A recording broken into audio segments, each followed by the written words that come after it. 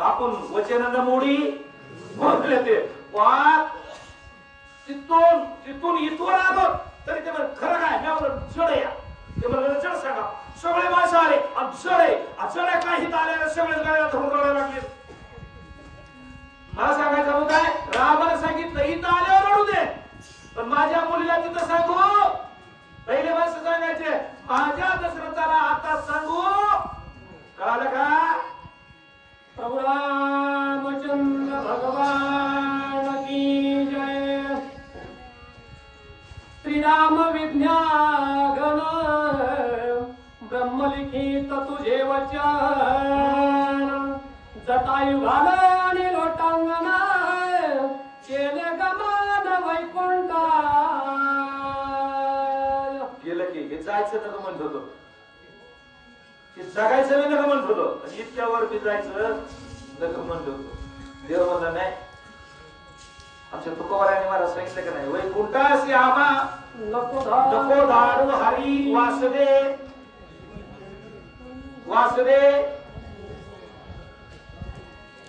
चारदरी वासुदे चारदरी सर्व काळ आपल्यातर्फे जोडू आहे. अरे संताच्या बेड्यासारखं सुख वर नाही पण ते राम म्हणले वाचित होतं मला वाचायचं या देहाचा इतका कटाळा आला म्हणला सगळे कदरलेत मला अजून राहायचं म्हणजे काय उपयोग आहे. मग जाऊ दे मग रामाचं पुन्हा एकदा दर्शन घेतलं त्या या जीव आत्म्यानं दर्शन घेतलं विमान आलं होतं देवाला आता देवाला दिसत होतं. लोक म्हणतात तू बरोबर आहे विमानात बसून गेले का चंद्री आपल्याला कशी दिसते आपल्याला आपण चौकून बसला असतो दुनियेमध्ये गर्दा लागलाय काय झालंय तर आज कधी यायला लागलाय आता निघून गेला आपल्या घरचं आपल्याला कळना. तुकाराम महाराज विमानात बसून गेले दुसऱ्याला दिसायला गेले का विमान त्यालाच दिसतं ज्याची दिव्य दृष्टी आहे आणि जैशी दृष्टी तैशी कोणाला कसं दिसलं त्याला दिसण्यासाठी तेवढी कॅटेगरी लागते. ते विमानात बसून गेले हे सुद्धा विमानात बसून गेले आता जे सुशिक्षित विमान तळा होते का नाही त्याला जायचं. श्रीराम सोय ब्रह्मपूर्ण जटायु भक्त संपूर्ण करुणी पितर सनातन जटाय सुख संपन्न ते पाय केला तेथे केला. आपल्या शरण रचणारे अर्धे सावध असते बघा ते माणसं अर्धी पेरलेली माणसं मारत थांबत असं ठेव तसं ठेव म्हणजे शहाणा माणूस म्हणते जरा माग आपले जर ह्यांचा कारभार. मला सांगायचा मुद्दा आहे मामा रामानं जटायूच्या शरीराचं शरण रचलं लक्ष्मणाला लाकड आणले दोघा भावांनी ते जटायू उचललं लाकडावर ठुलं आज जटायू त्या जटायूच्या आत्मलिंगात देहात आणि ते बघत आहे मला वा वा वा वा वा वा. अरे माझं तर कल्याण झालं पण या माझ्या नाशक्या देहाचं सुद्धा राम मातीला म्हणले राम मातीला नाही फुकायला सुद्धा याला कुठं पोरग होतं लक्ष्मण रसायला राम किती भाग्यवान असेल होते. पुन्हा कोण आहे ते विधाड किती बी वर्ष आपण पाप केलं शेवटच्या टोकाला तरी पुण्य करा माय बाप हो आपलं सुद्धा कल्याण झाल्याशिवाय राहणार नाही. एका जनार्दना शरण झाले जटायू उद्धरण पुढे निर्धावला रावण प्रभुनंदन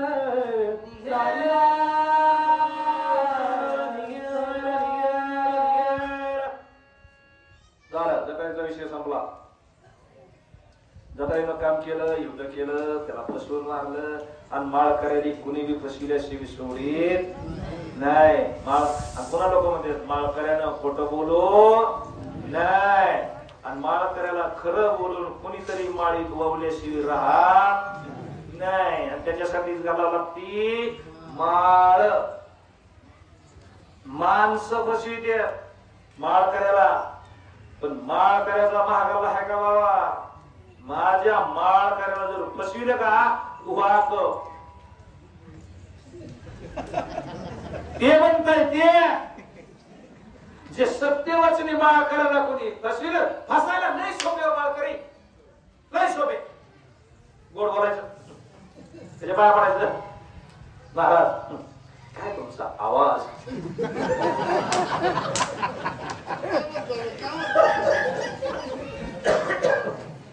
एवढ्या जागेवर ऐकलं तो मला तोड नाही. महाराजाची आईस्क्रीम बसला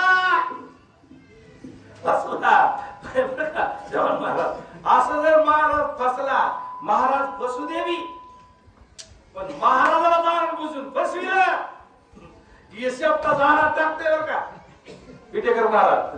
हा माझ्या जीवनातला लहानपणापासूनचा अनुभव आहे. लोकांनी फसविलं बऱ्याच लोकांनी फसविलं पण फसविलेला शब्दानं अजून नाही सोडलं. बरं आपल्याला संरक्षण आहे बाबाचं म्हणून मी अजून जाणून बुजून कोणाला फसविलं नाही. चुकून काय झालं असलं तर हो द्या पण जाणून बुजून तुम्ही लोकांचं वाटलं माझ्या सहित जर कोणी करायला जातात तर शेपूट तुमच्या घरात आल्याशिवाय राहणार नाही. मग ते सुनाच्या रूपाने येऊ जा जावयाच्या रूपाने येऊ जा पियाताळ पोराच्या रूपाने येऊ द्या नाहीतर घरात नीट भाकर नाही खऱ्या सासूच्या रूपाने कवायना.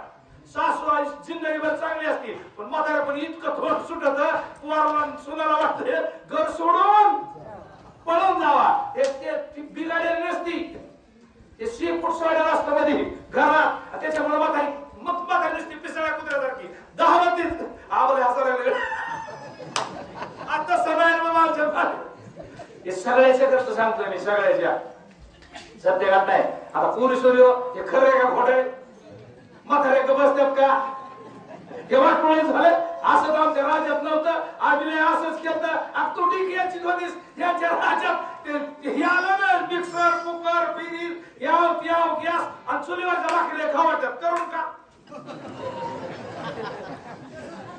आता जैसी स्थिती आहे तैशा परीर आहे कौतुक आहे संचिताचे आणि मला तर करायचं नाही आणि मला तर सुनानं गेल्या पटत नाही. तसंच बापाच्या विलय असू नका. बाप म्हणजे आम्ही पहाटे 4 वाजता उठून नांदेडवर आंघोळीला तिकडे जात होतो. त्याला हे आमचा ठोम्या 8 वाजले तरी उठत नाही. हे म्हणत तुमच्या काळात तुम्हाला भाजीपाल्यावर जीवन जगावं लागत होतं. आरामाला साखर दिलं तांदूळ गौसारांना उठायची काय गरज आहे?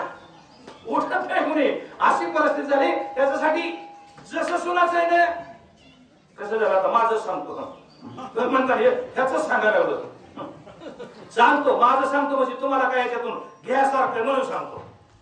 मी पाहिलं खरं पहिलं थोडी आळणी झाली. आता माझ्या सगळे माय आहे भावजाई आहे सगळं त्यांना मी म्हणतो आळणी झालं. आज जरा तिकडच झालं भाकरच करपली. आज असंच झालं तसंच झालं. मी रे खोडलो आणि मी नाव ठेवतो आणि पुन्हा आल्या सुना सुना एका तुम्ही सगळे मला द्या आणि सुना आल्यावर मग नाही ते आळणी असलं तरी आपलं गोड करून या घ्यावा. करपली असली तरी करपली म्हणायची नाही. मी जास्त सांगत नाही तुमच्या जीवनात बदल होणार शब्द येऊ बदल होणार तुमच्या स्वभावात. आणि मग ते कसलं असलं तरी आपण नाव ठेवायचं नाही. लहा बरोबर करता निघालं खायचं हात धुयचा निघायचं. एक दिवशी बायको म्हणली तुम्ही लय नाव ठेवत होता तरी आणि भाजी तुम्ही गपचीपच खाल्ली तेव्हा तुमच्या जिभेला चव होती. आता कसं जमायला लागले मी म्हणलं तू सुद्धा जमून घे तू सुद्धा जमून घे. आपल्या दोघातलं कोण माग पुढे जाईल सांगता येत नाही. तू जर पुढे गेलीस तर मला ह्यांच्याच हाताचं खायचंय. आजपासून सवय लावलेली